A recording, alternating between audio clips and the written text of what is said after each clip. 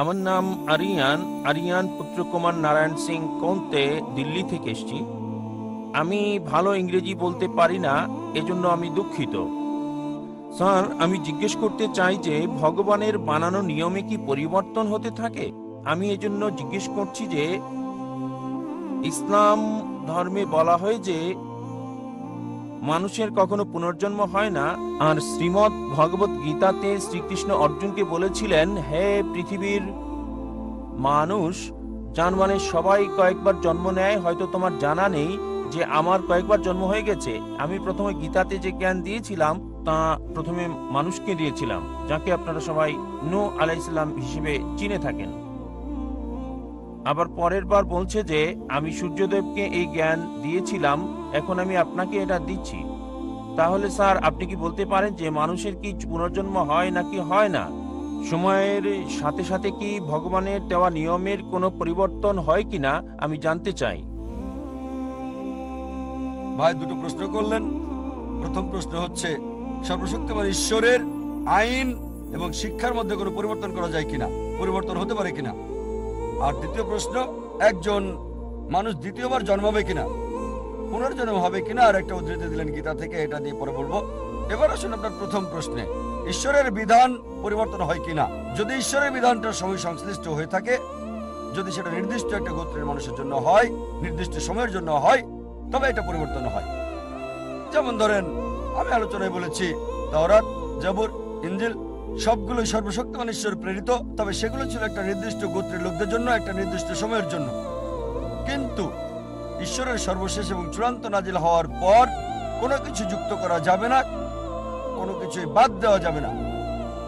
কোরআন হচ্ছে সর্বশক্তিমান আল্লাহর সর্বশেষ এবং চূড়ান্ত বার্তা। আর কোনো ওহী নাজিল হবে না। নবী মুহাম্মদ সাল্লাল্লাহু আলাইহি সাল্লাম হলেন সর্বশেষ এবং চূড়ান্ত নবী, আর কোনো নবীও আসবেন না। আল্লাহ বলেন সূরা আহজাব অধ্যায় 33 আয়াত 40, মা কানা মুহাম্মাদুন আবা আহাদিম মিন রিজালিকুম ওয়ালাকিন রাসূলুল্লাহ ওয়া খাতামুন নবিয়্যিন ওয়া কানা আল্লাহু বিকুল্লি শাইইন আলিমা। যে মুহাম্মদ সাল্লাল্লাহু আলাইহি সাল্লাম কোন পুরুষের পিতা নন, তবে তিনি আল্লাহর রাসূল এবং নবীদের সিলমোহর। আর আল্লাহ সর্বজ্ঞ সর্বজ্ঞানী। নবী মুহাম্মদের পর যদি কেউ বলে সে আল্লাহর নবী, তার কাছে ওহী আসে, তার মানসিক চিকিৎসা দরকার। নবী মুহাম্মদ সর্বশেষ এবং চূড়ান্ত নবী। কোরআনের পর আর কোনো ওহী আসবে না, এ কথা কোরআনে স্পষ্ট বলছে সূরা মাইদা অধ্যায় 5 আয়াত 3। আজ তোমাদের জন্য আমার দিনকে পূর্ণ করলাম এবং জীবন বিধান হিসেবে দিলাম ইসলাম, আর আমার অনুগ্রহ পূর্ণ করলাম। যখন ধর্ম পরিপূর্ণ করা হয়েছে, তখন নতুন কোনো কিছু যুক্ত করা যাবে না, কিছু বাদও দেওয়া যাবে না। আপনার প্রশ্নে, হ্যাঁ, পুরাতন ওহী পরিবর্তন হতে পারে, তবে মূল বার্তা প্রথম ওহী থেকে শেষ ওহী পর্যন্ত তাওহীদ সম্পর্কে, আল্লাহর একত্ববাদ সম্পর্কে এক। তাই সব গ্রন্থই যেগুলো কোরআনের আগে এসেছে সেগুলো আসল রূপে আর নেই। মানুষ সেগুলোকে পরিবর্তন করে দিয়েছে, কারণ সেগুলো সর্বকালের জন্য নয় এবং আল্লাহ সেগুলো সংরক্ষণ করার প্রয়োজন মনে করেননি। এবার যদি কোরআনের ব্যাপারে বলেন, আল্লাহ বলেছেন সূরা হিজর অধ্যায় 15 আয়াত 9, আমি কোরআন নাজিল করেছি, আমি এর সংরক্ষণকারী। এই কোরআনকে যদি সমগ্র মানব জাতি পরিবর্তন করার চেষ্টা করে, তারা তা পারবে না।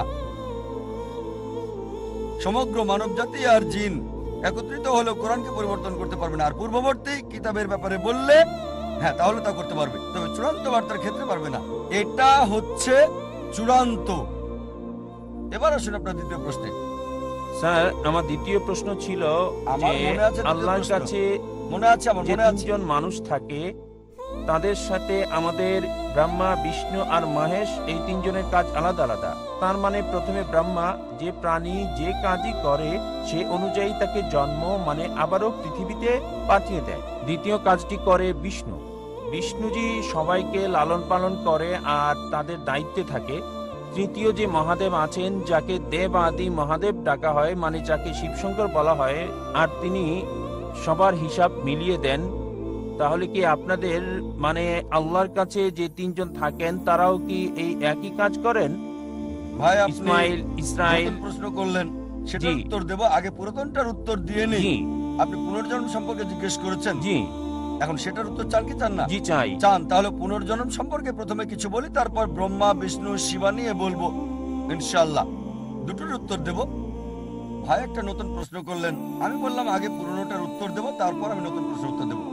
দ্বিতীয় প্রশ্নটা ছিল পুনর্জন্মে বিশ্বাস করি কি না দ্বিতীয় জীবনে। এবার পুনর্জন্মের ব্যাপারে বললে ভগবদ গীতা থেকে উদ্ধৃতি দিলেন, তবে বেদ হিন্দু ধর্মের সবচেয়ে পবিত্র গ্রন্থ। বেদ হচ্ছে প্রথম, এগুলো হচ্ছে শ্রুতি, তারপরে আসে হচ্ছে স্মৃতি। মহাভারতের অংশ হলো ভগবদ গীতা। যদিও ভগবদ গীতা বেশি পড়া হয় বেদের চেয়ে, তবে নির্ভরযোগ্যতার ক্ষেত্রে বেদ হচ্ছে উপরে। বেদ পুনর্জন্ম সম্পর্কে বলছে, পুনর্জন্ম মানে পরবর্তী জীবন। আর যদি কোরআন পড়েন, কোরআনও এই কথা বলছে। কোরআন বলছে আপনি পৃথিবীতে আসবেন, তারপর মারা যাবেন, আবার পুনরুত্থিত হবেন।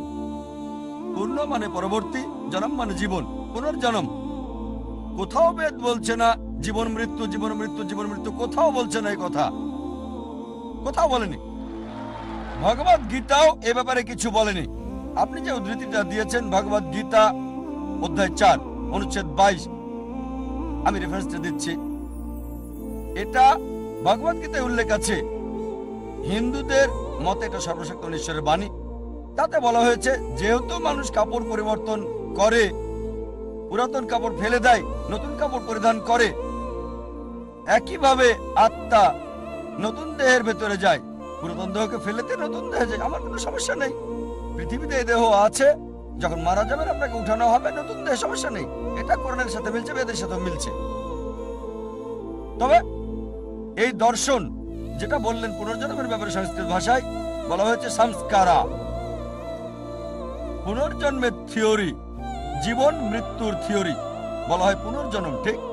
এই থিওরিটা দাঁড় করিয়েছেন হিন্দু ধর্মের পণ্ডিতরা, বেদের কোথাও উল্লেখ নেই। কেন? কারণ তারা ব্যাখ্যা দিতে পারতো না। কেন কিছু লোক দেব, কিছু লোক ধনী, কিছু লোকের জন্ম গরিব পরিবারে, কিছু লোকের সুস্বাস্থ্য আছে, কিছু লোকের বংশগত হৃদরোগ আছে। ঈশ্বর এমন অবিচার করছেন কেন? তারা এর কোনো ব্যাখ্যা দিতে পারেনি। তাই তারা একটা দর্শন নিয়ে এলো জীবন মৃত্যুর, কর্ম আর ধর্ম। কর্ম হচ্ছে কাজ, ক্রিয়া, ধর্ম হচ্ছে বিধান। তাহলে ব্যাখ্যা কি কেন ঈশ্বর অবিচার করছেন? কেন একজন মানুষ হৃদরোগ নিয়ে জন্ম নেবে? শেষ জীবনে সে কিছু পাপ করেছিল। এই দর্শন অনুমান হিন্দু ধর্মের পণ্ডিতদের, এটা বেদের নয়। তাই তারা এই দর্শন নিয়ে এলো আর বলল যদি ভালো কাজ করো পরবর্তী জীবনে উঁচু জাতে জন্ম নেবে তোমরা। আর হিন্দু ধর্মের বিশ্বজনীন ভ্রাতৃত্ব হচ্ছে সব জীবন্ত প্রাণী ভাই। তাই হতে পারে কখনো জন্মাবেন তেলাপোকা হয়ে, কখনো বা ইঁদুর হয়ে, কখনো বিড়াল হয়ে, কখনো কুকুর, কখনো মানুষ হিসেবে। মানুষ হচ্ছে সর্বোচ্চ লেভেল। ভালো কাজ করলে উঁচু লেভেলে জন্মাবেন, খারাপ কাজ করলে নিচু জাতে জন্মাবেন। আপনি মানুষ হয়ে জন্মাতে পারবেন 7 বার। কতবার? 7 বার। এটা হিন্দু পণ্ডিতদের দর্শন, যেটাকে বলা হয় সংস্কারা। এখন আপনাকে জিজ্ঞেস করি, এই পৃথিবীতে অপরাধ বাড়ছে না কমছে? অপরাধ বাড়ছে না কমছে? বেড়ে চলেছে, মাশাআল্লাহ, খুব ভালো। পাপ বাড়ছে। মানুষের সংখ্যা আমরা যা জানি, মানুষ বাড়ছে না কমছে? জনসংখ্যা বাড়ছে না কমছে? বাড়ছে, মাশাআল্লাহ। এখন পাপও বাড়ছে, মানুষের সংখ্যাও বাড়ছে। যেহেতু পাপ বাড়ছে, মানুষ তো কমার কথা। তাই বোঝা যাচ্ছে লজিক্যালি এটা ঠিক না। এজন্য আমি পুনর্জন্ম বিশ্বাস করি। পুনর্জন্ম মানে পরবর্তী জীবন, এ ব্যাপারে কোরআনও বলছে। তবে একবার এই পৃথিবীতে আসবেন, একবার। এবার আপনার দ্বিতীয় প্রশ্নে আসি, যে ব্রহ্মা, বিষ্ণু, মহেশ বা শিবা এটা একই। দুটো নাম, মহেশ আর শিবা একই, তবে সবচেয়ে পরিচিত হচ্ছে শিবা, ঠিক? স্রষ্টা, ধ্বংসকারী, রক্ষাকারী, ব্রহ্মা, বিষ্ণু, শিবা। আর আপনি বললেন ঈশ্বরের 3টি রূপ। না, 3টি রূপ না। তার কি কোনো মানুষ আছে? হ্যাঁ, তার অনেক ফেরেশতা আছেন, তবে ঈশ্বর একাই যথেষ্ট। কোনো সাহায্যের দরকার হয় না। তবে যদি তিনি চান ফেরেশতা দিয়ে কাজ করাতে পারেন, যদি চান। যদি না চান সমস্যা নেই। তিনি শুধু চাইবেন, তা হবে। কুন ফায়াকুন, হও আর হয়ে যায়। এবারে হিন্দুদের ব্যাপারে বললে, তারা যা বিশ্বাস করে তা কিছুটা ট্রিনিটির মতো, খ্রিস্টানদের মতো হিন্দুরা বিশ্বাস করে যে সর্বশক্তিমান ঈশ্বর, সৃষ্টির জন্য একজন ঈশ্বর ব্রহ্মা, ধ্বংসের জন্য একজন ঈশ্বর শিবা। একজন ঈশ্বর হলেন রক্ষাকারী বিষ্ণু। সুতরাং আলাদা ঈশ্বর সৃষ্টির জন্য, আলাদা ঈশ্বর রক্ষার জন্য, আলাদা ঈশ্বর ধ্বংসের জন্য। কোরআন বলছে সূরা আম্বিয়া অধ্যায় 21 আয়াত 22, এক আল্লাহ ছাড়া যদি একাধিক আল্লাহ থাকতো অবশ্যই তারা ঝগড়া করত। আর কোরআন বলছে সূরা মুমিনুন অধ্যায় 23 আয়াত 91 যে যদি একাধিক ঈশ্বর থাকতো একজন আরেকজনের সাথে যুদ্ধ করতো। এজন্য আমরা হিন্দু মিথ থেকে দেখি একজন ঈশ্বর যুদ্ধ করছে আরেকজনের সাথে, একজন ঈশ্বর আরেকজনকে পরাজিত করছে, তৃতীয় জন দ্বিতীয় জনকে সাহায্য করছে। ঈশ্বর কিভাবে যুদ্ধ করে? সুতরাং উত্তম হচ্ছে এক ঈশ্বর, সুপার পাওয়ার একটাই। আর বেদ এটাই বলছে। যদি কোনো সাধারণ হিন্দুকে জিজ্ঞেস করেন আপনি কতজন ঈশ্বরে বিশ্বাস করেন, কেউ বলবে 3 জন, কেউ বলবে 100, কেউ বলবে 1000, কেউ বলবে 33 কোটি 330 মিলিয়ন।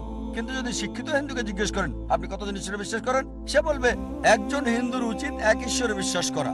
কিন্তু সাধারণ হিন্দু বিশ্বাস করে একটা আদর্শে, সেটা প্যান্থেইজম। তার মানে সবকিছু ঈশ্বর। গাছ হলো ঈশ্বর, সূর্য ঈশ্বর, চাঁদ হলো ঈশ্বর, মানুষ হলো ঈশ্বর, আর সাপও ঈশ্বর। আমরা মুসলিমরা বিশ্বাস করি সবকিছু ঈশ্বরের। ঈশ্বর নামের সাথে এর শব্দ যোগ করি। সবকিছু ঈশ্বরের। গাছ ঈশ্বরের, সূর্য ঈশ্বরের, চাঁদ ঈশ্বরের, মানুষ ঈশ্বরের, পাশাপাশি সাপও হলো ঈশ্বরের। তাই প্রধান পার্থক্য হচ্ছে হিন্দু আর মুসলিমদের মধ্যে। হিন্দুরা বলে সবকিছু ঈশ্বর, আর আমরা মুসলিমরা বলি সবকিছু ঈশ্বরের। ঈশ্বর নামের সাথে যুক্ত হচ্ছে এর শব্দটা। পার্থক্যটা হচ্ছে এই শব্দটা। যদি আমরা শুধু এই এর শব্দটার পার্থক্য দূর করতে পারি, হিন্দু আর মুসলিম এক হয়ে যাবে। সেটা কিভাবে হবে? আল্লাহ কোরআনে বলেছেন সূরা ইমরান অধ্যায় 3 আয়াত 64, تعالوا إلى كلمة سواء بيننا وبينكم এসো সেই কথায় যা তোমাদেরও আমাদের মধ্যে এক। প্রথম সাদৃশ্য কি? ألا نعبد إلا الله আল্লাহ ছাড়া কারো ইবাদত করি না, ولا نشرك به شيئا তার সাথে আমরা কাউকে শরীক করি না, ولا يتخذ بعضنا بعضا أربابا من دون الله আর নিজেদের মধ্য থেকে আল্লাহ ছাড়া কাউকে প্রভু হিসেবে মানি না। فإن تولوا যদি তারা মুখ ফিরিয়ে নেয়, فقولوا اشهدوا بأننا مسلمون। বলো সাক্ষী থাকো আমরা মুসলিম, আল্লাহর কাছে নিজের ইচ্ছাকে সমর্পণ করি। কোন ধর্মকে যাচাই করার ভালো উপায় হলো ধর্মের অনুসারীদের না দেখে সেই ধর্মের গ্রন্থগুলোকে দেখা। এখন যদি হিন্দু ধর্মগ্রন্থ দেখি, যদি আমরা পড়ি উপনিষদ, বেদ, উপনিষদ এগুলো সবচেয়ে পবিত্র। চান্দোক্য উপনিষদে বলা হয়েছে অধ্যায় 6 অনুচ্ছেদ 2 পরিচ্ছেদ 1, একম এভিদিত্যম, ঈশ্বর একজনই, দ্বিতীয় কেউ নেই। এটা সংস্কৃত উদ্ধৃতি। একম এভিদিত্যম, ঈশ্বর কেবল একজন, দ্বিতীয় কেউ নেই। শ্বেতাসূত্র উপনিষদে বলা হয়েছে অধ্যায় 6 অনুচ্ছেদ 9, নাচস্তে কাসিজ জানিতানা চাদিপা, তার কোনো প্রভু নাই, তার কোনো পিতামাতা নাই। সর্বশক্ত ঈশ্বরের কোনো প্রভু নেই, তার কোনো মা নেই, তার কোনো বাবা নেই। শ্বেতাসূত্র উপনিষদে বলা হয়েছে 4 নম্বর অধ্যায় অনুচ্ছেদ 19, না তস্য প্রতিমা আস্তি, ঈশ্বরের কোনো প্রতিমা নেই। প্রতিমা মানে প্রতিচ্ছবি, প্রতিমা মানে ফটোগ্রাফ, ভাস্কর্য, মূর্তি, পেন্টিং। সর্বশক্তিমান ঈশ্বরের কোনো ফটোগ্রাফ নেই, কোনো প্রতিমা নেই, কোনো প্রতিমূর্তি নেই, কোনো পেন্টিং নেই, তার কোনো ছবি নেই। হিন্দু গ্রন্থগুলোর মধ্যে সবচেয়ে পবিত্র গ্রন্থ হচ্ছে বেদ, আর যজুর্বেদে আছে অনুচ্ছেদ 32 পরিচ্ছেদ 3, না তস্য প্রতিমা আস্তি। সর্বশক্তিমান ঈশ্বরের কোনো প্রতিমূর্তি নেই, কোনো প্রতিচ্ছবি নেই, কোনো প্রতিমা নেই, কোনো ভাস্কর্য নেই, কোনো মূর্তি নেই। যজুর্বেদে বলা হচ্ছে অধ্যায় 40 অনুচ্ছেদ 8 সর্বশক্তিমান ঈশ্বর পবিত্র।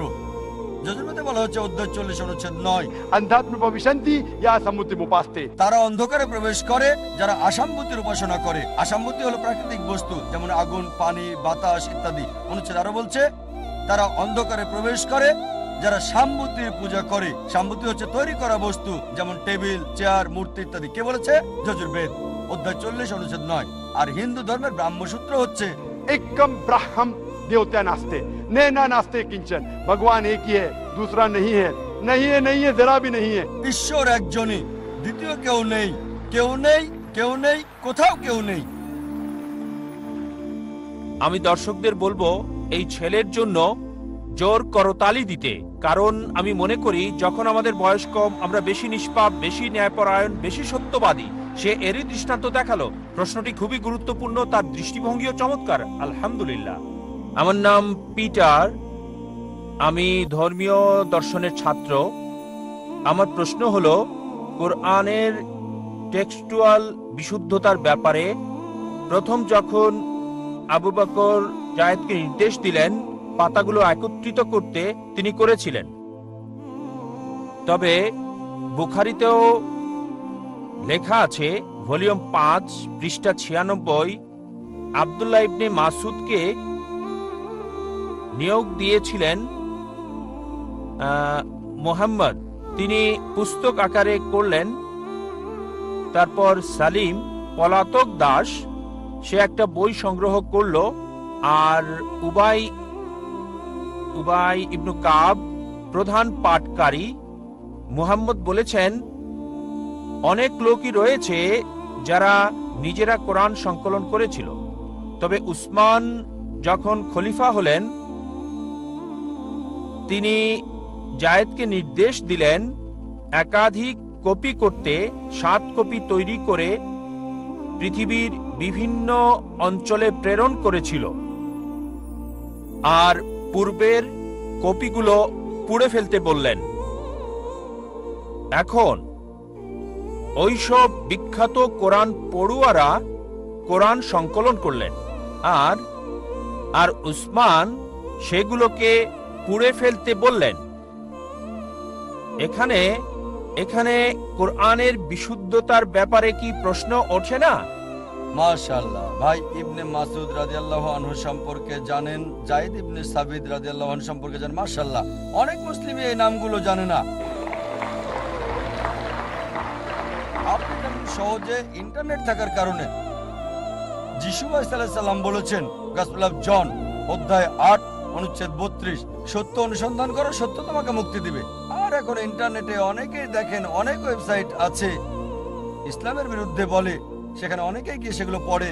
কোনো সমস্যা নেই ভাই, সমস্যা নেই। আপনার প্রশ্নের ব্যাপারে যদি বলি, যারা কোরআন সংকলন করেছিলেন সাহাবাগণের একটি দল ছিলেন নবীজির সাহাবাগণ। যখনই নবীজি কোনো ওহী পেতেন তাদের সামনে তিনি ওহী বলতেন। যেমন ধরেন, ইকরা বিসমি রাব্বিকাল্লাযী খালাক, খালাকাল ইনসানা মিন আলাক। তিনি ওহী পেয়েছেন, আর মাশাআল্লাহ স্মৃতিশক্তি খুবই ভালো ছিল, আল্লাহ দিয়েছেন যাতে মনে রাখতে পারেন। তিনি পুনরাবৃত্তি করতেন আর এগুলো লিখে রাখা হতো। নবীজি নিজে তদারকি করতেন, তিনি ছিলেন উম্মি। কিভাবে করতেন যাচাই? বলতেন পড়ো, ইকরা বিসমি রাব্বিকাল্লাযী খালাক। ঠিক আছে। তাই নবীজি নিজে যাচাই করতেন তার জীবদ্দশায় কোরআনের যাই লেখা হতো তা সঠিক ছিল কিনা। তিনি নিজে তত্ত্বাবধান করতেন এবং নবীজি এই লেখকগণকে নিয়োগ দিয়েছিলেন। যখন ওহী আসতো 22 বছরের বেশি সময় ধরে সব লিখে রাখা হতো আর পরবর্তীতে একসাথে করা হয়েছে। সবকিছু তত্ত্বাবধান করেছেন নবী মুহাম্মদ সাল্লাল্লাহু আলাইহি ওয়াসাল্লাম, ক্রমধারাটাও। আর তারপর অনেক মানুষই নবীজির কাছে আয়াত শুনলে লিখে রাখতো নিজেদের নোটবইয়ের মধ্যে। অনেক সাহাবা এটা করেছেন, তবে এই ব্যক্তিগত সংগ্রহকে নবীজি চেক করে দেখেননি। ধরেন একজন টিচার নোট দিচ্ছেন, 100 ছাত্র তা লিখছে, কিভাবে জানবে তারা ভুল না ঠিক লিখছে? যদিও আমি লেকচার দেই আর কিছু লোক লিখে রাখে অধ্যায় নাম্বার, আয়াত নাম্বার, অধ্যায় নাম্বার, আয়াত নাম্বার দ্রুত লিখে রাখলো, আর যাতে না করে দিলে তারা বলবে, ও জাকির ভাই কথা বলেছেন। কোথায় আমি বলেছি? আমি কি চেক করেছি? তাই হয়েছিল। পরবর্তীতে অনেকগুলো ভার্সন হয়েছিল কোরআনের। ভার্সন মানে লোকজন মনে করেছিল তাদের ব্যক্তিগত নোটটাই হচ্ছে কোরআন। যখনই ইসলামের বিস্তার হতে লাগলো অনেকেই জানতো না যে কোনটা আসল কোরআন। আর সেই সময় সংকলন করা কোরআনের কপি হযরত আবু বকর রাদিয়াল্লাহু আনহুর কাছে ছিল। পরবর্তীতে এই কপি ছিল নবীজির স্ত্রী হযরত হাফসা রাদিয়াল্লাহু আনহার কাছে। উসমান রাদিয়াল্লাহু আনহু সেই কপি নিয়ে একাধিক সংখ্যা করলেন যাতে করে পৃথিবীর বিভিন্ন জায়গায় এই কপি পাঠানো যায়। আর বললেন, এই কপি ছাড়া তোমাদের হাতে যে কপি আছে পুড়িয়ে ফেলো, ভুল সঠিক যাই হোক, কারণ ওইগুলো যাচাই করা হয়নি। লোকজনের হাতে নিজস্ব নোট ছিল। ধরেন আমার লেকচার নোট করে অনেকে এখানে নোট করছে, হতে পারে 80% বা 90% সঠিক, 100% খুবই কঠিন। ঠিক, 100% হওয়া খুবই কঠিন। 80 বা এটা হতে পারে 100%ই সঠিক যদি আমি চেক করে আমার লেকচারের বই দিই। আপনি একটা বই পাচ্ছেন, কোরআন এবং আধুনিক বিজ্ঞান, আমি যাচাই করে লিখেছি, আপনার নোটটা আপনি ফেলে দেন কেন? আপনার নোট লাগবে, আমি তো বই দিচ্ছি। যদিও পুরো লেকচারটা পাচ্ছেন না, লেকচারের অংশটা পাচ্ছেন কোরআন এবং আধুনিক বিজ্ঞান। এখন ওই অংশের নোটগুলো আপনাকে ফেলে দিতে বলবো আমি। এটা ঠিক, এটা দেখেছি আমি, ডাক্তার জাকির নায়েক, আমার বই। একইভাবে যা নবীজি যাচাই করে রেখে গেছেন। আল্লাহ সুবহানাহু ওয়া তাআলার ওহী হযরত উসমান রাদিয়াল্লাহু আনহু বললেন অন্য সব কপি পুড়িয়ে ফেলতে। তার মানে এই না যে বিভিন্ন কোরআন ছিল, কোরআন একটাই যা নাজিল হয়েছিল। তবে যখন লোকজন নিজেরা নোট রেখেছিল তাতে কিছু পার্থক্য ছিল, আর এই কারণেই সেই আসলটার একটা কপি এখন জমা রয়েছে কোপ্তাকি জাদুঘরে ইস্তাম্বুলে। তাই এটাকে যদি চেক করেন আজকের মুসাফ দিয়ে একই রকম পাবেন, অক্ষরে অক্ষরে শব্দে শব্দে মিল। তাই যদি পরিবর্তন করতে চান আপনারা পারবেন না, কারণ এখন লক্ষ লক্ষ মানুষ আছে যারা কোরআন মুখস্থ করে রেখেছে। আর এখানে দর্শকদের মাঝে অনেকেই মাশাআল্লাহ হাফেজ রয়েছেন, মাশাআল্লাহ তাদের অন্তরে কোরআন রয়েছে। যদি সব কপি পুড়িয়ে ফেলেন, সব হাফেজকে একত্রিত করে আবার আসল কপি শব্দে শব্দে অক্ষরে অক্ষরে মিলে তৈরি করা যাবে। আশা করি উত্তরটা পেয়েছেন। তবে এটা কি এক না বিখ্যাতকারীরা মুহাম্মদের সময়ের আর জায়েদ সংকলন করেছিলেন মুহাম্মদের মৃত্যুর অনেক পর? বলতে গেলে পুরোটাই ভুল। আমাদের যা বুঝতে হবে, জায়েদ ইবনে সাবিতকে প্রধান ওহী লেখক হিসেবে নিয়োগ দেওয়া হয়েছিল, সাথে অনেক সাহাবী ছিলেন, তাকে প্রদান করা হয়েছিল। আর নবীজি মুহাম্মদ সাল্লাল্লাহু আলাইহি সাল্লাম নিজে সেগুলোকে যাচাই করেছিলেন। পরবর্তীতে হযরত আবু বকর রাদিয়াল্লাহু আনহুর সময়ে এটাকে বইয়ের আকার দেওয়া হয়, কারণ সেই সময় কোনো কাগজ ছিল না, কলম ছিল না। এগুলো লেখা হতো পাথরে, হাড়ের উপর, ব্লেডের উপর, বিভিন্ন বস্তুর গায়ে। পরবর্তীতে এটাকে একটা বস্তির ভেতর রাখা হয়, তারপর বই আকারে। কোথাও বলা হয়নি যে বিভিন্ন ভার্সন ছিল। তাই সকল ওহী লেখকদের আবার যখন কোরআন লেখা হয়, হযরত উসমান রাদিয়াল্লাহু আনহু সবাইকে ডেকে নিয়ে তাদেরকে দায়িত্ব দিলেন যারা প্রথম ওহী লিখেছিলেন, এবং আবারও জায়েদ ইবনে সাবিতকে প্রদান করা হয়। আশা করি উত্তরটা পেয়েছেন। প্রশ্নটা হলো,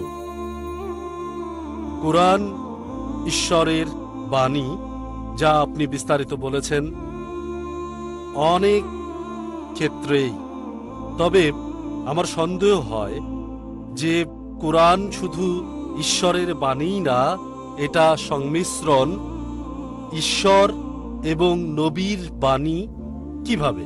কারণ অনেক আয়াতেই আপনি বলেছেন, আপনি উল্লেখ করেছেন যে আমি লিখি নাই, এটা নবী বলেছেন। আমি লিখি নাই, এটা আমার কথা না।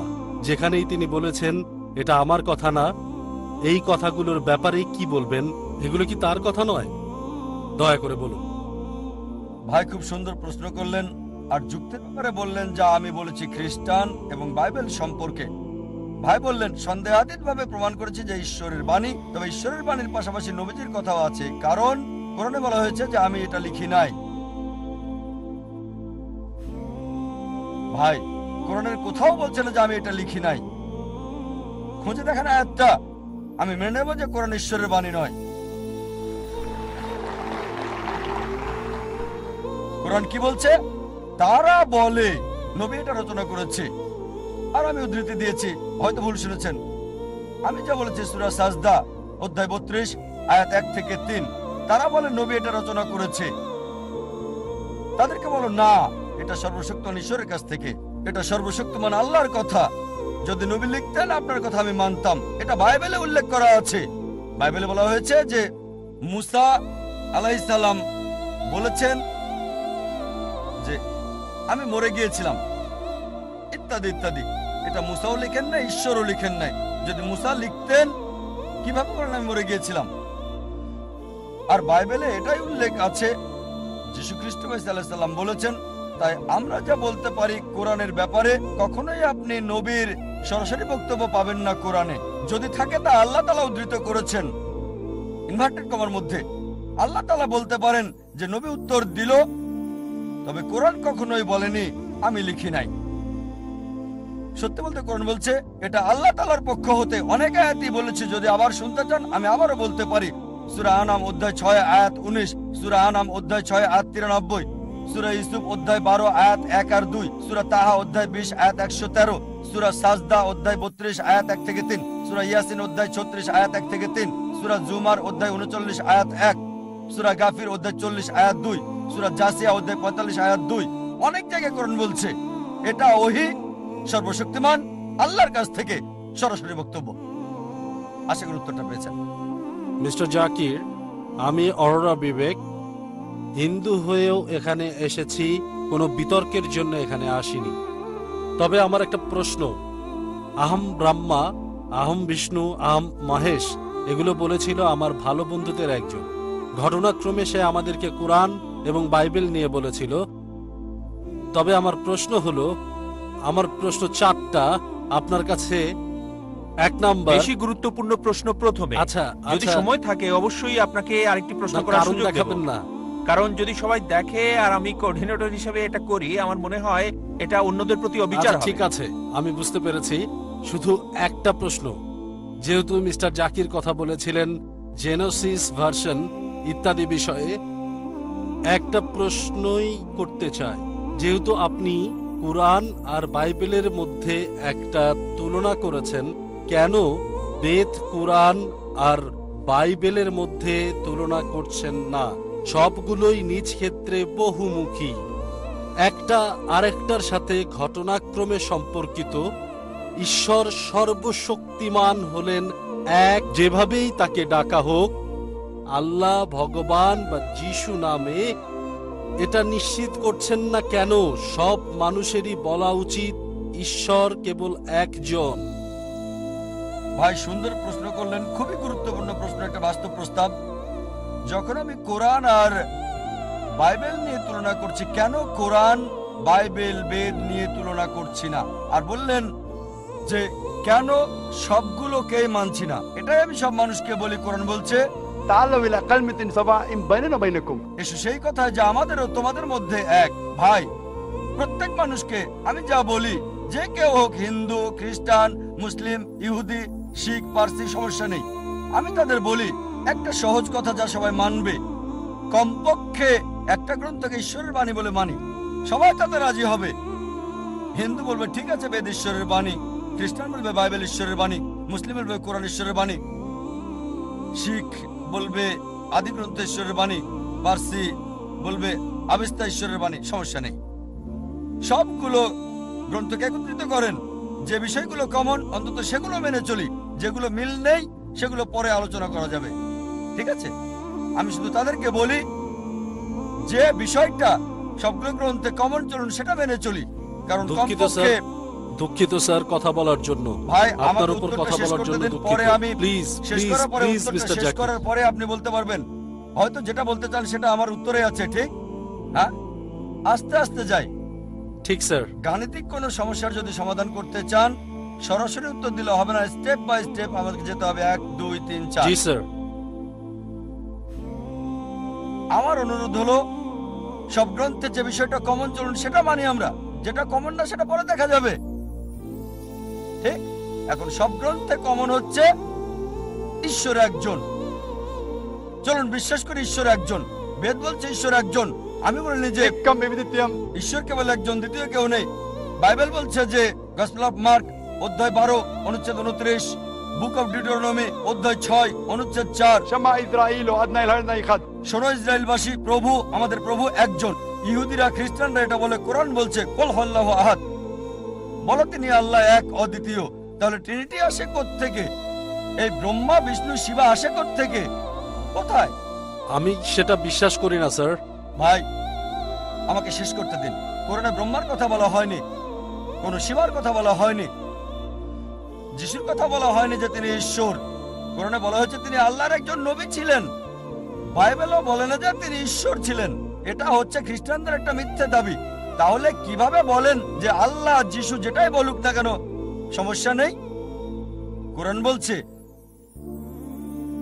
সূরা ইসরা অধ্যায় 17 আয়াত 110, قل ادعوا الله عبد الرحمن أيما تدعوا فله الأسماء الحسنى। বলো আল্লাহ বলো আর রহমানই বলো, যে নামেই ডাকো তার রয়েছে সুন্দর সুন্দর নাম। সে নাম হবে তার নিজের দেওয়া, সে নামে মনে করো ছবি ভাসবে না, সেটা হবে সত্য নাম। আপনি ঈশ্বরকে মিথ্যা নাম দিতে পারবেন না, ঈশ্বরকে ছোট করতে পারবেন না, তাকে অসম্মান করতে পারবেন না। কিছু লোক আছে আমাকে বলে এতে আর এমন কি সমস্যা? আপনি পানি বললেন, ওয়াটার বললেন, টানি বললেন, সমস্যা কোথায়? যদি বলেন পানি, এটা হিন্দি নাম, টানি হচ্ছে তামিল, ময়া বা মাই এটা আরবি, জল বাংলা, সমস্যা নেই, যে কোনো নামে বলতে পারেন। কিন্তু কোন সকালে আমার এক বন্ধু এসে বলল প্রত্যেকদিন সকালে পানি খাই, ডাক্তার আমাকে বলল বেশি করে পানি খান, তবে পানি খাওয়ার পর আমার বমি হলো। আমি বললাম কেন? না, পানিটা হলদে বর্ণের ছিল। ডাক্তার পানি খেতে বলল, সে প্রতিদিন সকালে 1 গ্লাস করে পানি খায়, পানিটা হলদে। হলদে হলুদ। তারপর বুঝলাম যে পানির কথা বলছে সেটা আসলে পানি না, ইউরিন।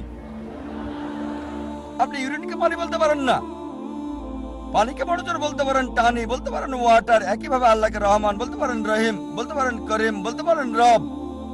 কিন্তু ঈশ্বরকে মানুষ বলতে পারেন না, ঈশ্বরকে ইনসান বলতে পারেন না।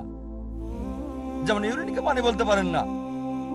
আর ধর্মতত্ত্বের গোষ্ঠীপথর সূরা ইখলাস অধ্যায় 112 আয়াত 1 থেকে 4-এ সে কথা বলা হয়েছে। তাই আমি বলতে চাচ্ছি, যেগুলো পার্থক্য সেগুলো দূরে রাখেন। কোরআন কোথাও বলেনি যিশু ঈশ্বর, কোথাও কোরআন বলেনি মহেশ ঈশ্বর, তাই মহেশকে দূরে রাখুন। হ্যাঁ, যদি বলেন ব্রহ্মা, ব্রহ্মা সংস্কৃত শব্দ যার মানে হচ্ছে সৃষ্টিকারী ঈশ্বর। যদি বলেন স্রষ্টা, কোনো আপত্তি করব না। যদি বলেন ঈশ্বর হলেন স্রষ্টা, তাহলে কোনো আপত্তি করব না, কারণ কোরআন বলছে আল্লাহ হলেন খালিক, স্রষ্টা। কিন্তু যদি বলেন এই স্রষ্টার আছে 4টা মাথা, 4টা হাত আছে, তাহলে একটা ছবি তৈরি করছেন, আপনি বেদের বিরুদ্ধে যাচ্ছেন। न तस्य प्रतिमास्ति। ঈশ্বরের কোনো প্রতিমূর্তি নেই। আমি সেটা বিশ্বাস করি স্যার। সুতরাং তাকে স্রষ্টা বলে ডাকেন, কিন্তু যদি বলেন স্রষ্টা হলেন মানুষ, তাহলে সে ঈশ্বর না। আমি ক্ষমা চাচ্ছি স্যার। আরো মহান ভাই, যদি আপনি আমার ভিডিও ক্যাসেট দেখেন, ইসলাম আর হিন্দু ধর্মের সাদৃশ্য, ইনশাআল্লাহ অনেক প্রশ্নের উত্তর পাবেন। আশা করি উত্তরটা পেয়েছেন। আমি ক্ষমা চাচ্ছি। আমি আসলে যা আপনাকে বলতে চাচ্ছি মিস্টার জাকির, আমি বিতর্কে যেতে চাই না এখানে। তবে বিষয়টা হলো, মিস্টার জাকির যা বলতে চাচ্ছিলেন সবই ঠিক আছে। আর এখানে লোকজন যা চাচ্ছিল, আমি আসলে যা জানতে চাই, ঠিক তিনি যা বক্তব্যে আমাদেরকে বলেছেন, আমরা তার কাছে ঠিক রিনাইসা শুনতে চাই। রিনাইসা পৃথিবীর স্রষ্টা, আর এটা যেভাবেই বলা হোক, আল্লাহ, ভগবান বা যিশু, পার্থক্য করা উচিত নয়। এটাকে সমন্বয় করতে হবে ভিন্নতা থেকে। ধন্যবাদ ভাই, যদি আমার লেকচার শুনে থাকেন, আল্লাহ বলে ডাকেন, কোনো সমস্যা নেই, অথবা ডাকেন ভগবান। এখন দেখার বিষয় হচ্ছে ভগবান মানেটা কি। রজনীশের মতে ভগবান মানে অন্য কিছু, জানেন কিনা জানি না। রজনীশের মতে, রজনীশ যে সংজ্ঞা দিয়েছে তাতে আমি বিশ্বাস করি না যে ভগবান ঈশ্বর। তাই আমাদেরকে ঈশ্বরের ধারণায় বিশ্বাস করতে হবে। স্রষ্টা, সৃষ্টিকারী, মেকার। যদি ঈশ্বরের সেই ধারণাটা থাকে, আপনি তাকে সঠিক নামে ডাকবেন, ভুল শব্দ ব্যবহার হবে না। যে শব্দগুলো সব গ্রন্থে কমন, আমাদের কোনো আপত্তি থাকবে না। তবে যিশুর আপনি যা বললেন সেটা কোরআন এবং বাইবেলে কমন না। কোরআন বলছে যিশু হলেন আল্লাহর নবী, আর বাইবেলও বলছে তিনি ঈশ্বরের নবী। কিন্তু খ্রিস্টানরা এটা ভুল বোঝে যে যিশু ঈশ্বর দাবি করেছিলেন। তাই খ্রিস্টানরা যদি বাইবেল বুঝতে ভুল করে, তাদের সাথে আমি একমত হব কেন? আমি সত্যটা তুলে ধরবো। আমরা ঝগড়া করার জন্য এখানে আসিনি, কমন বিষয়গুলোতে একমত হতে এসেছি। تعالوا إلى كلمة سواء بيننا وبينكم। এসে সেই কথায় যা তোমাদের আমাদের মধ্যে এক। পরবর্তী প্রশ্ন পেছনের ভাইদের মধ্য। হাই জাকির নায়েক, আসসালামু আলাইকুম।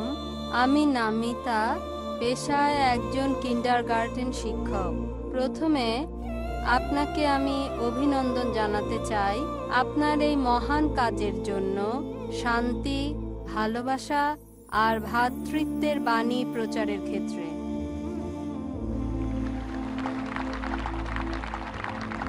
আমি আপনাকে জিজ্ঞাসা করতে চাই, যদি কোরআন ঈশ্বরের বাণী হয়, যদি ইসলাম সত্য জীবন ব্যবস্থা হয়, তাহলে কেন লোকজন এত সময় নিচ্ছে এই জীবন ব্যবস্থাকে গ্রহণ করতে? বোন সুন্দর প্রশ্ন করলেন। কোরআন আল্লাহর বাণী, ইসলাম সত্য ধর্ম, লোকজন কেন এটা গ্রহণ করতে দেরি করছে? বোন, সরল পথে থাকা সবসময় সহজ না। আপনার অনুধাবন ভিন্ন, এক একজনের অনুধাবন এক এক রকম। যেমন ধরেন, কেউ হয়তো ইসলাম পালন করছে না, ও যদি ইসলাম গ্রহণ করি হতে পারে সে আসক্ত করে, তাই মদপান বর্জন করতে হবে, মেয়েদের সাথে ডেটিং আর বাইরে যাওয়া বন্ধ করতে হবে। এটা তাকে সত্য গ্রহণে বাধা দিচ্ছে। হয়তো সে চিন্তা করে ঠিক আছে ইসলাম ধর্ম ভালো, তবে আমি মদপান বন্ধ করব না, মেয়েদের সাথে মেলামেশা বন্ধ করব না, শুকর খাওয়া বন্ধ করব না। তাই যখন দেখবেন কিছু বাধা সমস্যা হতে পারে কেউ হয়তো খুবই নেশাগ্রস্ত, হয়তো কেউ শুকর খায়, কিন্তু সে ভাববে ঠিক আছে আমি ইসলাম গ্রহণ করব, তার মানে আমি 40 বছর বোকা ছিলাম, তাই না করাই ভালো। কেউ হয়তো ভাববে ইসলাম গ্রহণ করলে বন্ধুরা কি বলবে, আমার মা কি বলবে, বাবা কি বলবে। তাই বোন, এগুলোই হচ্ছে বাধা। এই বাধা অতিক্রম করতে পারলে সত্য গ্রহণ করতে পারবেন। তাই আপনাকে যা বুঝতে হবে, সত্য খুবই স্পষ্ট, এটা যুক্তি মানে সম্পূর্ণভাবে স্পষ্ট। এছাড়াও কিছু বিষয় রয়ে গেছে আড়ালে। একজনকে দৃঢ়চেতা হতে হবে যে ঠিক আছে যদি এটা সত্য হয় আমি গ্রহণ করতে প্রস্তুত, এমনকি অমুসলিম বন্ধুদের ত্যাগ করতে হলেও। বিশ্বাস করুন বোন, এটা শুধু একটি অনুধাবন। আমি অনেক অমুসলিমকে চিনি যারা ইসলাম গ্রহণ করেছে, তারপরে পুরাতন বন্ধুরা আছে। আর লোকজন আমাকে বলে, ও জাকির, অমুসলিমদের ব্যাপারে বলবেন না, বন্ধু হারাবেন। আমার অনেক অমুসলিম বন্ধু আছে, মাশাআল্লাহ তারা আমাকে সম্মান করে, আপনি আমাকে উৎসাহ দিচ্ছেন, মাশাআল্লাহ আপনি অমুসলিম। আমার দায়িত্ব সত্যকে তুলে ধরা। আরেকটা বিষয়, কোরআন পরিষ্কার বলছে, সূরা বাকারা অধ্যায় 2 আয়াত 256, লা ইকরা ফিদ্দীন। ধর্মের ব্যাপারে জোরাজুরি নেই, সত্য মিথ্যা থেকে স্পষ্ট। বোন, আমাদের কাছে সত্যকে তুলে ধরা। কেউ গ্রহণ করুক বা না করুক সেটা তার উপর নির্ভর করছে। যদি আল্লাহ চান সবাই গ্রহণ করুক, সেটা তার জন্য সহজ। এটা আছে পবিত্র কোরআনে, সূরা ইউনুস অধ্যায় 10 আয়াত 99। যদি আমি চাইতাম সবাইকে বিশ্বাসী করতে পারতাম, খুব সহজ, কুন ফায়াকুন, খুব সহজ। তাহলে পরীক্ষাটা কোথায়? আল্লাহ বলছেন কোরআনে,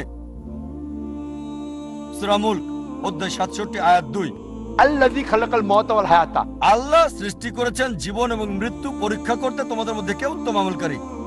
তাই বলে জীবনটা আখিরাতের জন্য পরীক্ষা। যখন কেউ সত্যকে বোঝে, সবকিছুই বোঝে কিন্তু মানে না, হয়তো 80 ভাগ মানে, 50 ভাগ মানে, খুব কম মানুষই 100 ভাগ মানে, এমনকি সব মুসলিমও 100 ভাগ মানে না। কিছু মুসলিমের বদভ্যাস থাকতে পারে, তারপরও সে মুসলিম। তাই বোন, আপনাকে বুঝতে হবে প্রধান বিষয় ঈশ্বরের একত্ববাদ, আর সর্বশেষ চূড়ান্ত নবীর উপর বিশ্বাস, আখিরাতে বিশ্বাস করা। এই 2-3টা বিষয় বেশি গুরুত্বপূর্ণ। আপনি আমাকে যা জিজ্ঞেস করেছেন, আপনাকেও সেটাই জিজ্ঞেস করছি, একই প্রশ্ন করছি। আপনি ইসলাম ধর্ম গ্রহণ করতে দেরি করছেন কেন?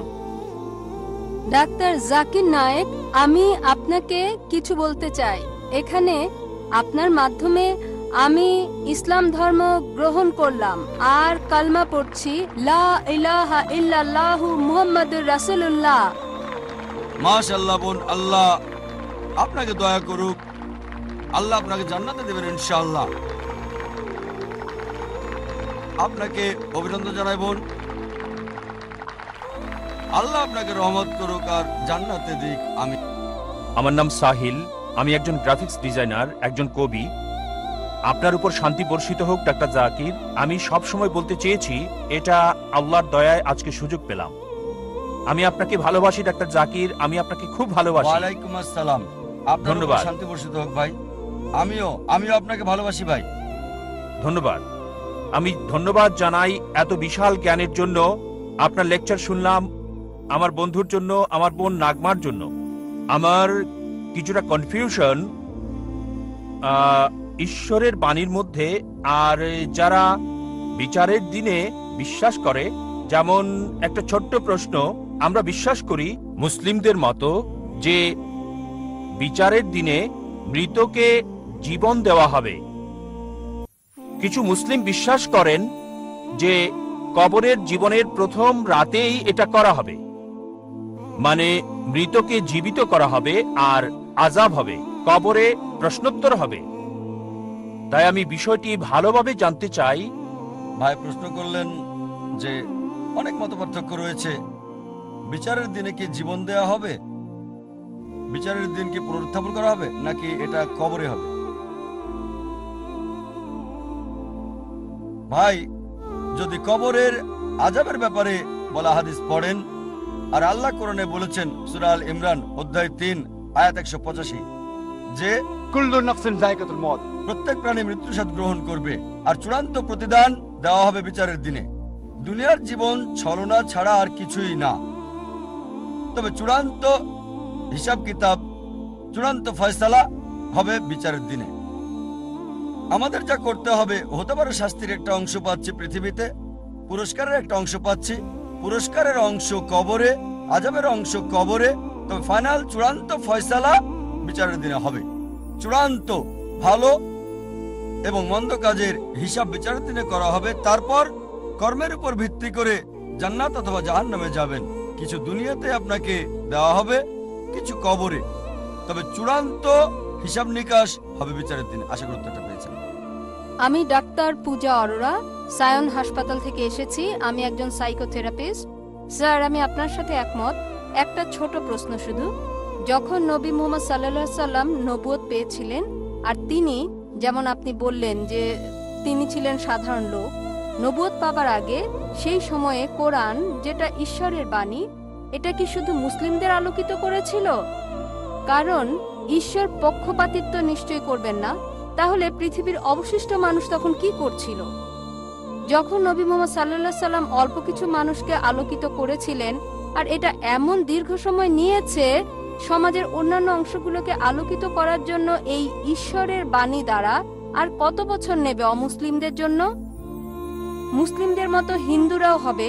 আমি সম্পূর্ণভাবে আপনার সাথে একমত। এর একটা ধারণা হতে হবে যে হিন্দুরা মূর্তিতে বিশ্বাস করে, ছবিতে, অথবা রাম ভগবান যাই হোক না কেন, এটা একটা বিশ্বাস। আর তাদেরকে এটার মাধ্যমে বোঝাতে হবে যে ঈশ্বর এক। হিন্দু ধর্ম বিশ্বাস করে এক সর্বশক্তিতে, যেটা একটা শক্তি, একটা স্বর্গীয় শক্তি।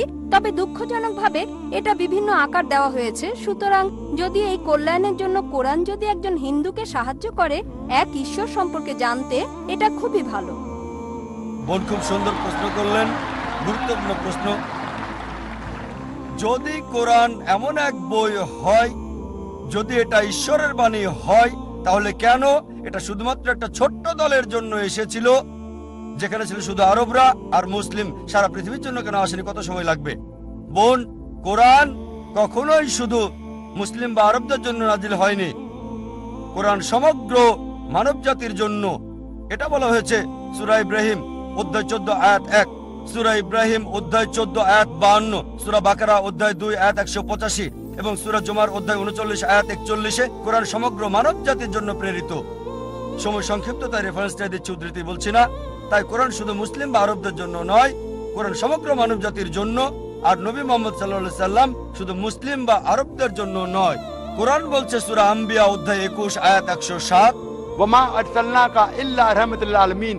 আমি তো তোমাকে প্রেরণ করেছি রহমত স্বরূপ সমগ্র মানব জাতির জন্য, সারা পৃথিবীর জন্য, সমগ্র সৃষ্টির রহমত স্বরূপ। একই কথা বলা হয়েছে সূরা সাবা অধ্যায় 34 আয়াত 28, যে নবী মুহাম্মদ সাল্লাল্লাহু আলাইহি সাল্লামকে পাঠানো হয়েছে সারা পৃথিবীর নবী হিসেবে, সুসংবাদদাতা আর পাপ থেকে সতর্ককারী হিসেবে। তবে অধিকাংশ মানুষই তা জানে না। কোরআনের এই আয়াত বলছে অধিকাংশ মানুষই তা জানে না। এই কারণেই বোন আমরা এমন সম্মেলন করে থাকি। এটা সব মুসলিমের দায়িত্ব, সর্বশক্তিমান আল্লাহর বাণী সবার কাছে তুলে ধরা। তাহলে আরেকটা প্রশ্ন স্যার করব? সময় লাগবে, তবে ভালো হয় আর দেরি না করলে। আর যারা মুসলিম হিসেবে দাবি করে, অনেকেই ভালো মুসলিম না, হয়তো শুধু নামেই আব্দুল্লাহ, জাকির, মোহাম্মদ, সুলতান। ভালো মুসলিম তারা নাও হতে পারে। একইভাবে আপনি ঠিকই বলেছেন, হিন্দু ধর্মে গ্রন্থ মানছে না। তারপরও যে ধর্মের সবচেয়ে বেশি মানা হয়, শুধু মুখে নয় কাজে কর্মে, সেটা হচ্ছে ইসলাম 1 নম্বরে। খ্রিস্টানরা সংখ্যা অনেক বেশি, প্রায় 200 কোটি, মুসলিমরা 130 কোটি। তবে পৃথিবীতে ধর্ম মানার ক্ষেত্রে 1 নম্বর হলো ইসলাম, পার্সেন্টেজ হিসেবে সবচেয়ে বেশি। তাই এই আলোচনা প্রধানত ওই সমস্ত মুসলিমদের উদ্দেশ্যে যারা যথাযথভাবে ধর্ম পালন করছে না, যাতে ইসলামের কাছে থাকে, আর ওই সব মুসলিমদের কাছে শান্তির বাণী পৌঁছাতে চায়, ভালোবাসার বাণী, আর পৃথিবীতে প্রমাণ করতে চায় যে ঈশ্বর কেবল একজনই। পূর্ণ শান্তি তখনই আসতে পারে যদি নিজের ইচ্ছাকে আল্লাহর কাছে সমর্পণ করেন। এটা একমাত্র রাস্তা পৃথিবী এবং আখিরাতে পূর্ণ শান্তি পাবার। আর এই কারণে এই বোন এমন সম্মেলন করছি। আমাদের একটা স্যাটেলাইট চ্যানেল আছে, পিস টিভি। প্রতিদিন 60 মিলিয়নেরও বেশি মানুষ এটা দেখছে। তাই অন্তত বিচারের দিনে আল্লাহ সুবহানাহু ওয়া তাআলার কাছে বলতে পারবো, হে আল্লাহ, আমাদের সামর্থ্যের মধ্যে সর্বোচ্চ চেষ্টা করেছি। আমরা অন্তত প্রতিদিন 60 লক্ষ মানুষের কাছে তোমার দাওয়াত দিয়েছি। আর আজকে এই দাওয়াত আপনার কাছে পৌঁছে গেল বোন। তাই পরবর্তীতে বিচারের দিনে বলতে পারবো, আল্লাহ সুবহানাহু ওয়া তাআলাকে আমি দাওয়াত দিয়েছি, এই বোনকে গ্রহণ করা না করাটা আপনার বিষয়। আরেকটা বিষয় স্যার বলতে পারবো, একটু যোগ করতে চাই, পারবো? অনেক ধন্যবাদ স্যার। আর একটা বিষয়, যদি ঈশ্বর নিরপেক্ষ থাকবেন বিচারের দিনে, তাই না? তাহলে আপনি পক্ষপাতিত্ব করলেন যে অমুসলিমদের অগ্রাধিকার দেওয়া প্রশ্ন করার ক্ষেত্রে। ঈশ্বর ন্যায় নিরপেক্ষ। তাই যদি হিন্দুরা মূর্তি এবং ছবিতে বিশ্বাস করা বন্ধ করে আর তারা সর্বশক্তিমানে বিশ্বাস করে, যার কোনো আকৃতি নেই, কোনো আকার নেই, বিচারের দিনে তারা কি মুসলিম হিসেবে গণ্য হবে সর্বশক্তিমান ঈশ্বরের কাছে? না, এটা এমন না। একই ধারণা যা হিন্দু ধর্মে আছে, যা ভুল বিশ্বাস আর আকৃতি দিয়ে পালন করা হয়। তবে একজন হিন্দু যদি হিন্দু ধর্ম পালন করে, সেটা ভুল না, পালন করবে, কারণ তার উদ্দেশ্য ঈশ্বর, তিনি মহান, তবে আকার দেওয়া খুব যাবে ভালো না। প্রশ্ন, যদি এই বার্তা হিন্দুদের কাছে পৌঁছে তারা গ্রহণ করবে। খুবই ভালো, ভালো প্রশ্ন। ধন্যবাদ, পক্ষপাতিত্ব স্যার। আর নিরপেক্ষ হওয়ার ব্যাপারে দুটো মত থাকতে পারে আপনার দিক থেকে, কারণ নিরপেক্ষ না বলে অন্তত প্রশ্ন করতে পারছেন। এই পক্ষপাতিত্ব না করলে আমি আল্লাহর কাছে বলতে পারতাম না আমি আপনাকে সরাসরি দাওয়াত দিয়েছি এককভাবে। আপনি দেখছেন, তাই না না, তিনি তা তাই আপনাকে বিশ্বাস বুঝতে করেন হবে না। বোন, কেন পক্ষপাতিত্ব করছি। এই পক্ষপাতিত্ব নিরপেক্ষতার জন্য, কারণ অন্যরা দাওয়াত পেয়েছে 100 না হলো 90 ভাগ, আপনারা সবাই কম পাবেন। তাই আমাদের এই পক্ষপাতিত্ব নিরপেক্ষ হওয়ার জন্য। ঠিক, তবে আমাদের যা এবার দরকার। আপনার প্রশ্নে আসি। জি স্যার। এটা খুবই ভালো প্রশ্ন, যে যদি হিন্দুরা বিশ্বাস করে এক ঈশ্বরে, মূর্তিতে বিশ্বাস না করে, প্রতিমূর্তিতে বিশ্বাস না করে, ভাস্কর্যে বিশ্বাস না করে, তাহলে শেষ বিচারের দিনে তারা কি মুসলিম হবে? ঠিক, আপনি ইসলামের অংশ অনুসরণ করছেন। ঠিক, যদি আপনি হিন্দু গ্রন্থ পড়েন, হিন্দু গ্রন্থ বলছে আরেকজন নবী আসবেন, আর নবী মুহাম্মদ সাল্লাল্লাহু আলাইহি সাল্লামের আগমনের অনেক ভবিষ্যৎবাণী আছে অনেক জায়গায়। তার কথা আছে ভবিষ্য পুরাণায় পর্ব 3 খণ্ড 3 অধ্যায় 3 শ্লোক 5 থেকে 8। তার কথা বলা হয়েছে ভবিষ্য পুরাণায় পর্ব 3 খণ্ড 3 অধ্যায় 3 শ্লোক 10 থেকে 27। তার কথা বলা হয়েছে অথর্ববেদে অধ্যায় 21 অনুচ্ছেদ 6, অথর্ববেদ অধ্যায় 21 অনুচ্ছেদ 7। অনেক জায়গায় তার কথা বলা হয়েছে। তার কথা নাম সহ বলা হয়েছে 100-এরও বেশি বার মুহাম্মদ হিসেবে হিন্দু গ্রন্থে। ঠিক সময় স্যার। কম, তাই সবগুলো রেফারেন্স বলছি না। কল্কি পুরাণে কল্কি অবতারের কথা উল্লেখ আছে অধ্যায় 2 অনুচ্ছেদ 4, 5, 7, 9, 11 এবং 15-তে বলা হয়েছে আরেকজন অবতার আসবে, কল্কি অবতার, যার বাবার নাম হবে ঈশ্বরে ভৃত্য বিষ্ণু ইয়াস। আরবি করলে হয় আব্দুল্লাহ, যেটা মুহাম্মদ সাল্লাল্লাহু আলাইহি ওয়াসাল্লামের বাবার নাম। এই কল্কি অবতারের মায়ের নাম হবে সুমতি, যার অর্থ শান্তি, নীরবতা, যার আরবি হচ্ছে আমেনা, যেটা নবী মুহাম্মদ সাল্লাল্লাহু আলাইহি ওয়াসাল্লামের মায়ের নাম। তার জন্ম হবে মাধব মাসের 12 তারিখ, 12ই রবিউল আউয়াল। এই দিনে নবীজির জন্ম হয়েছিল। তার 4 জন সাথী থাকবে। আমরা জানি প্রথম 4 খলিফার কথা। তিনি জন্মগ্রহণ করবেন শান্তির জায়গায় মক্কায়। তার জন্ম হবে মক্কার প্রধান গোত্র কুরাইশ বংশ। আরো বলছে তিনি উত্তর দিকে যাবেন, একটা গুহা থেকে ফিরে আসবেন। আর নবীজি মুহাম্মদ সাল্লাল্লাহু আলাইহি ওয়াসাল্লাম মক্কা থেকে মদিনায় গিয়ে আবার এসেছিলেন। আরো অনেক আছে কল্কি অবতার সম্পর্কে। আপনি একটা অংশে বিশ্বাস করছেন লা ইলাহা, আপনাকে এটা বিশ্বাস মুহাম্মাদুর করতে হবে রাসূলুল্লাহ। মুহাম্মাদুর রাসূলুল্লাহ। ধন্যবাদ স্যার, ধন্যবাদ। আর যদি এটা করেন, নাম যাই আছে থাক, সেটাই থাকুক, হোক প্রীতি, যে নামই থাকুক। আপনার নাম কি বোন? পূজা। পূজা, এই নামই থাকুক, বদলাতে হবে না। মুসলিম হলেই হলো, নাম পরিবর্তনের কোনো দরকার নেই আপনার। কিন্তু স্যার ধারণাটা। এক ঈশ্বরের ধারণা, কোনো মূর্তি নেই, কোনো প্রতিমূর্তি নেই। তার শেষ এবং চূড়ান্ত নবী মুহাম্মদ। ইনশাআল্লাহ বিচারের দিনে আপনি জান্নাতে যাবেন এই পূজা নাম নিয়েই। তাই স্যার রাস্তা ভিন্ন ভিন্ন, মূল বিষয় হলো উদ্দেশ্য এক হতে হবে। আমি এটাই বিশ্বাস না করি। বোন, গন্তব্যের জন্য পথগুলো ভিন্ন। যদি সবগুলো পথের গন্তব্য একই জি হয়ে থাকে স্যার, তাহলে আলাদা কথা। লক্ষ্য তো একই হবে, এটাই আমি বলতে চাচ্ছিলাম। বোন, সব রাস্তা দিয়ে রোমে যাওয়া যাবে না। ঠিক, আপনি মনে করতে পারেন, কিন্তু ভুলভাবে মনে করলে আমি সঠিক করে দেব। আমি বিশ্বাস করি হতে না। পারে। না স্যার, না না। বোন, যদি বলেন আপনি হিন্দু, সংজ্ঞাগতভাবে যে ভারতে বাস করে সেই আসলে হিন্দু। না স্যার, এটা এমন না। বোন, হিন্দু হচ্ছে ভৌগোলিক সংজ্ঞা। আপনি জানেন না, আমি জানি। আমি একজন হিন্দু ভৌগোলিক ভাবে। আমি হিন্দু ভৌগোলিক ভাবে। হিন্দু শব্দটা প্রথম ব্যবহার করে আরবরা। অনেকে এখানে আছে, তারা আমাকে হিন্দি বলে। যখন সেখানে যাই, হিন্দি, হাই হিন্দি, তারা বলে আমি হিন্দু। হিন্দু শব্দটা প্রথম ব্যবহার করে আরবরা যখন ভারতে এসেছিল। পার্সিরা ব্যবহার করেছিল এটা ভারতের লোকদের বোঝাতে যখন ভারতে এসেছিল। তাই ভৌগোলিকভাবে আমি হিন্দু। যদি ধর্মীয় ভাবে বলেন, হিন্দু হচ্ছে মিসনোমার। স্বামী বিবেকানন্দ বলেন সঠিক কথাটি হচ্ছে বেদান্তি। আপনার বেদ মানা উচিত। তাই যদি সঠিক বিষয়টা অনুসরণ করেন, বেদের এক ঈশ্বরে বিশ্বাস করেন আর বিশ্বাস করেন নবী মোহাম্মদ সাল্লাল্লাহু আলাইহি সাল্লামকে, তাহলে আপনি একজন মুসলিম। কিন্তু স্যার, ধর্ম শক্তিশালী হতে পারে না। হ্যাঁ? আসল শক্তি হলো আল্লাহ। ঠিক, আমি আপনার সঙ্গে সত্য এবং একমত। চূড়ান্ত শক্তি আল্লাহ। আর ঈশ্বরের ধর্ম, ঈশ্বরের ধর্ম হচ্ছে চূড়ান্ত। স্যার, এটা ঈশ্বরের একটা ধর্ম ধর্ম। ইসলাম না। ঈশ্বরের ধর্ম ইসলাম না, এটা না। ইসলাম, যদি আরবি শব্দ ইসলাম আপনাকে মর্মাহত করে, সেটাকে আপনি দূরে রাখেন। না না, এটা আমাকে আঘাত করছে না। আমি এটা আপনাকে কষ্ট বলছি বোন, দিচ্ছে না। যদি মর্মাহত না করে না তবে- স্যার, এটা একটা ভালো শব্দ। কিভাবে এটা অন্যকে আঘাত করে? অন্তত একজন শিক্ষিত মেয়েকে না। মাশাআল্লাহ, আপনি একজন শিক্ষিত মেয়ে। হ্যাঁ, ধন্যবাদ, অনেক ধন্যবাদ আপনাকে। ধন্যবাদ স্যার। বোন, ইসলাম হচ্ছে নিজের ইচ্ছাকে আল্লাহর কাছে সমর্পণ করা। ইসলাম নিয়ে যদি সমস্যার দরকার নেই, তবে আপনার ইচ্ছাকে সমর্পণ করুন। আল্লাহ কোরআনে বলেছেন সূরা আল ইমরান অধ্যায় 3 আয়াত 19, इन الدين عند الله الإسلام। একমাত্র ধর্ম, একমাত্র জীবন ব্যবস্থা আল্লাহর কাছে গ্রহণযোগ্য হচ্ছে নিজের ইচ্ছাকে আল্লাহর কাছে সমর্পণ করা। আচ্ছা, আমার একটা প্রশ্ন। সূরা আলে ইমরান আয়াত 50, এতে বলা হয়েছে যিশু শিক্ষাকে মানতে। তাহলে কেন মানুষ মানছে না? বোন, নামটা বলবেন প্লিজ। Chastity?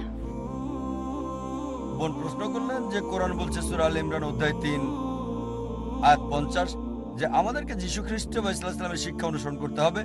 অনেক আয়াতই আছে যেগুলো বলছে আমাদেরকে ঈসা আলাইহিস সালামের উপর বিশ্বাস করতে হবে।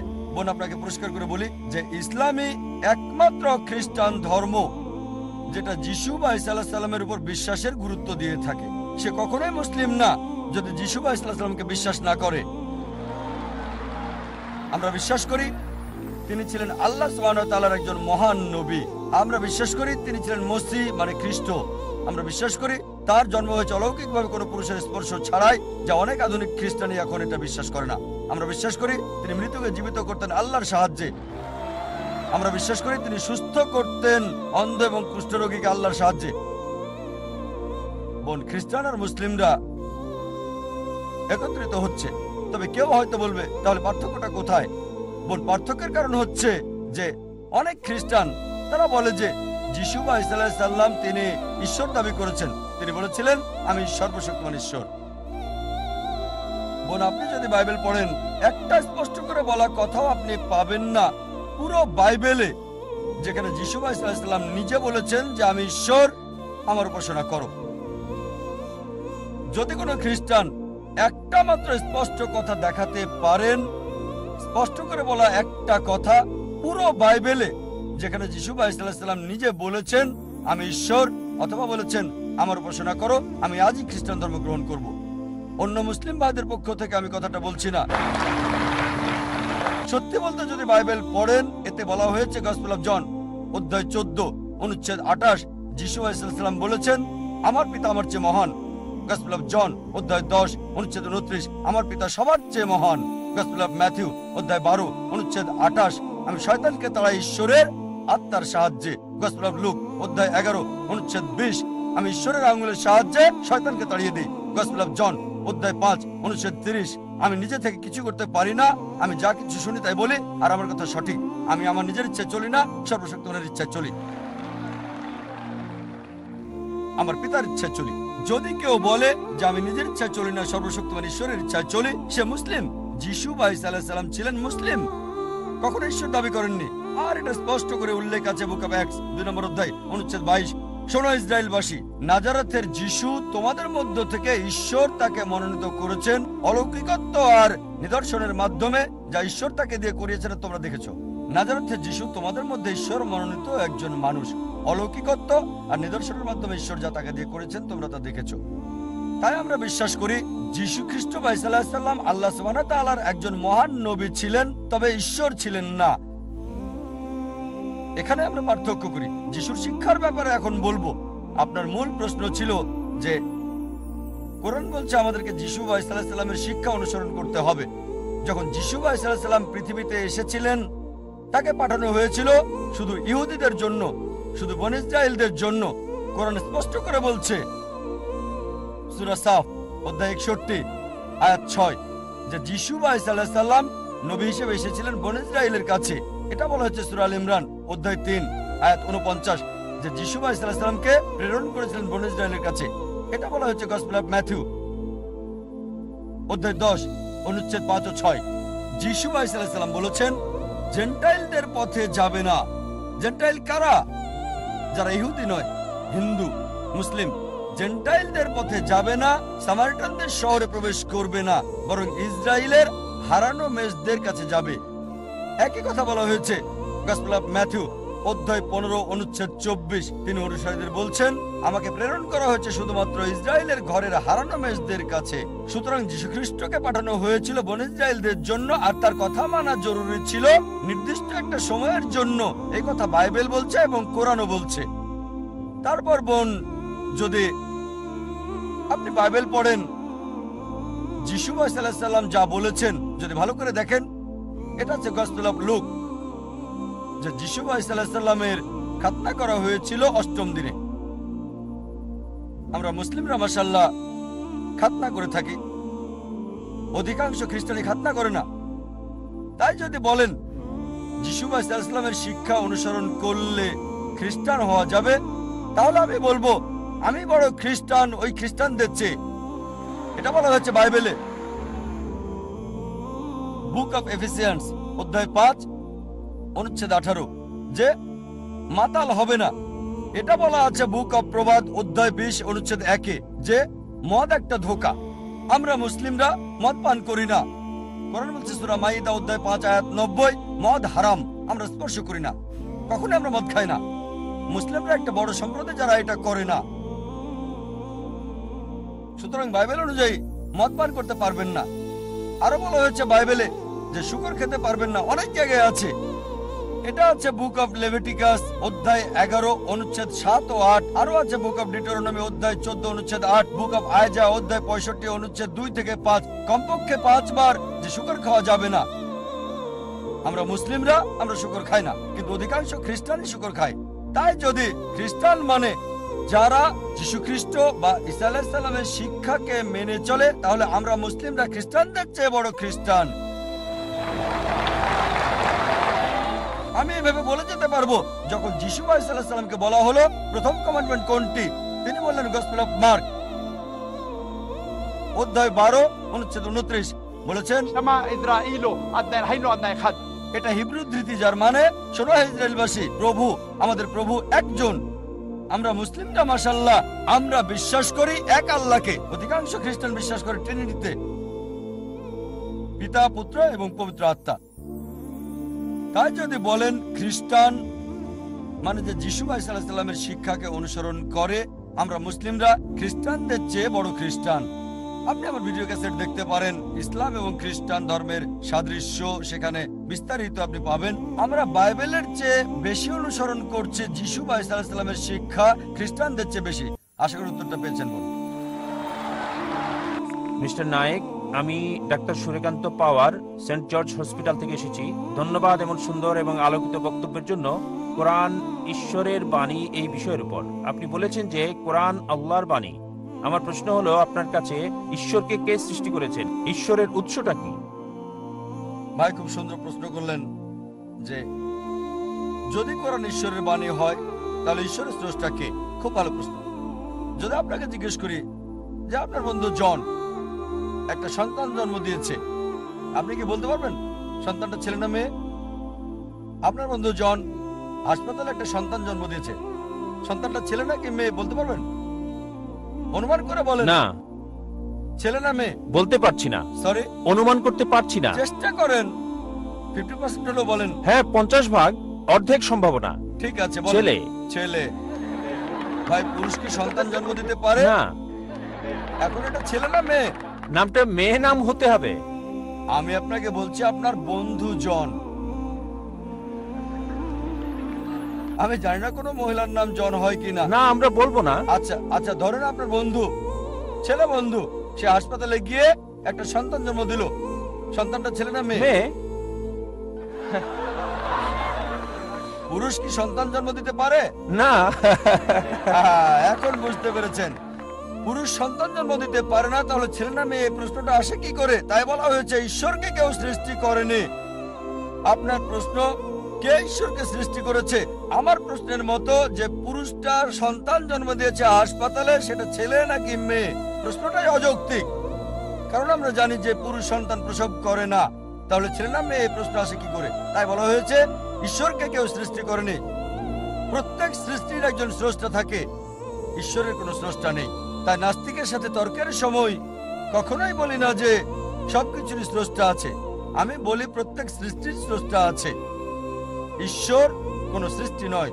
বলা হয়েছে যখনই আমি বলবো ঈশ্বরের স্রষ্টাকে, আর সে ঈশ্বর নয়। ولم يقل له كفوا احد। তার সংজ্ঞা হচ্ছে আল্লাহর কোনো স্রষ্টা নেই। আশা করি উত্তরটা পেয়েছেন। ঠিক আছে, ধন্যবাদ।